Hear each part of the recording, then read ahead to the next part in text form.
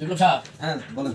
আপনি যে ওই উত্তরপাড়ার যে একটা ওই যে ব্রিজের প্রকল্পে 5 কোটি টাকার একটা বাজেটের যে একটা কাজ আপনি দিলাম, হ্যাঁ হ্যাঁ হ্যাঁ ওই কাজ কতটুকু সম্পন্ন হয়েছে বা আমাদের পকেটে কত টাকা আসতেছে এরকম একটা হিসাব? ও দাঁড়ান স্যার, ওখানে যে উত্তরপাড়া যে খালিপাড়া যে রোডটা যে আমরা নিয়েছিলাম কাজটা, ওখানে মনে করেন যে 50 লাখ টাকার একটা বাজেট ছিল।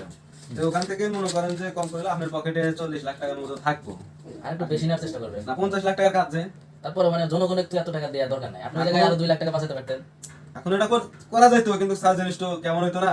ঠিক আছে, আপনি যেহেতু এটাই করছেন, কিন্তু পরের যে প্রকল্পগুলো আসবে হ্যাঁ, ও প্রকল্প বলে যে দহিনপাড়ার দক্ষিণে যে আরেকটা যে রাস্তা পূব দিক দিয়ে যাইতেছে, ওখান থেকে মনে করেন যে ওখানে কাজ হলে 1 কোটি টাকার, ওখান থেকে আপনি মিনিমাম মনে করেন যে 90 লাখ টাকা থাকবো, এটা আপনার পকেটে থাকবো। ঠিক আছে, ঠিক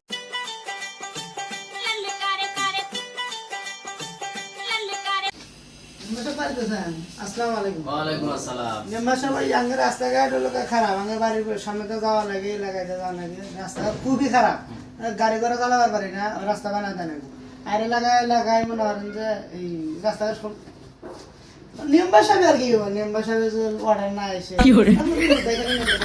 আচ্ছা আচ্ছা, ঠিক আছে।